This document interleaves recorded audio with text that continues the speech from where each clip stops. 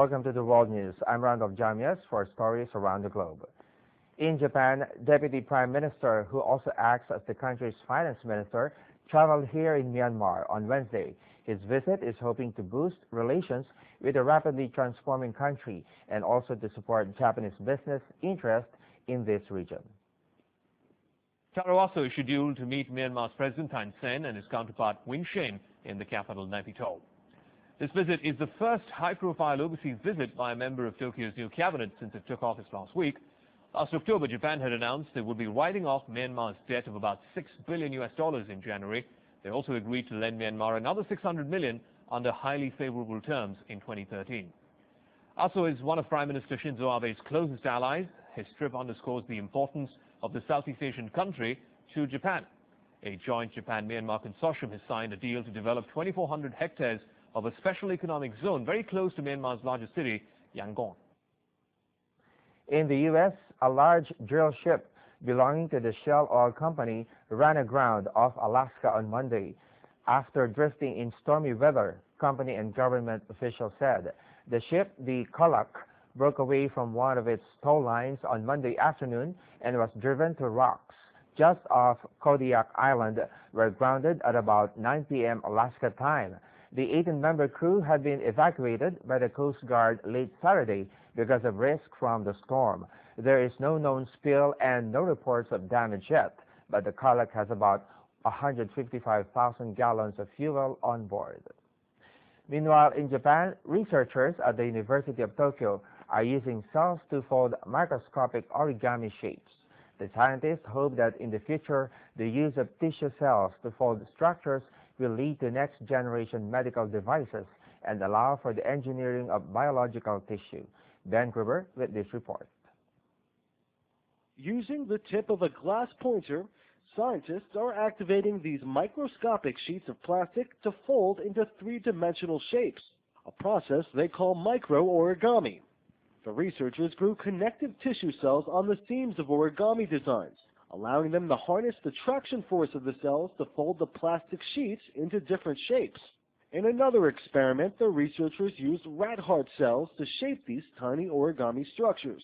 The team hoped that using the power of cells to fold three-dimensional shapes could one day lead to the engineering of artificial tissues like blood vessels, as well as lay the groundwork for new types of medical devices like stents that could be activated to fold into shape inside the human body. China has marked its National Winter Swimming Day. Many swimming enthusiasts in the north of the country took the plunge to celebrate on Tuesday. The traditional outdoor activity is receiving increased attention as a sport in its own right. This report showed the women's winter swimming team on this special day. 40-year-old Wei Jianrong began winter swimming this year. She's a member of the women's swimming team in Taiyuan, capital of northern China's Shanxi province. Wei Jianrong says she will never forget her first winter dive. This women's winter swimming team was founded in 2009. The number of team members increased from the original 13 members to nearly 200 by 2012, with an average member age of about 45 years old. They are all proud of taking part in this brave sport. The temperature was around -10 degrees centigrade. More than 50 winter swimmers joined in the activity. A warm-up exercise is a must before you jump into the freezing water. A healthy winter swim shouldn't be too long. It should only take about 1 to 5 minutes. Yes, it feels really cold, but it feels amazing in the water. It's very comfortable. To maintain good health, I try to swim in winter as often as possible. When you get ashore, you should dry yourself thoroughly and put on warm clothes. Then jog or jump to help your body return to its normal temperature. I do exercise to drive the chill out of my body.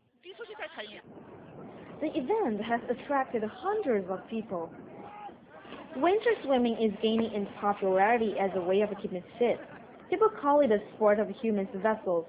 Many swimmers say the sport makes their body stronger and has even cured some of illnesses, such as insomnia and rheumatism. Back in the U.S., The 124th Rose Parade kicked off to a colorful start on New Year's Day, attracting an estimated 700,000 people to the streets of Pasadena, California. The theme of this year's parade was "All the Places You'll Go," in honor of Dr. Seuss' book of the same name, and featured elaborate floats, marching bands, dancers, in addition to some unexpected moments. This year, 42 floats and 23 marching bands from across the country were featured in the parade. To walk the whole after place where the parade floats live, and you can go take your kids later in the day, and you can get really up close.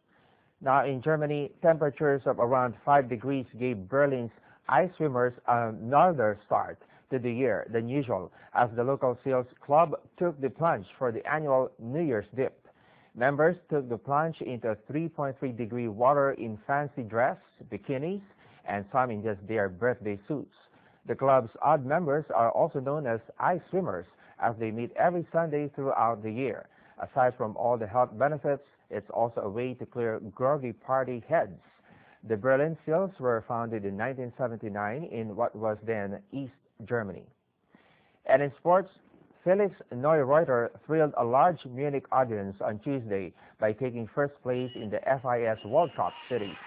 Found in the center of the city, German Neureuter used the support of 15,000 fans in Munich's Olympic Park to upstage Austrian World Cup holder Marcel Hirscher in the final of the parallel slalom competition.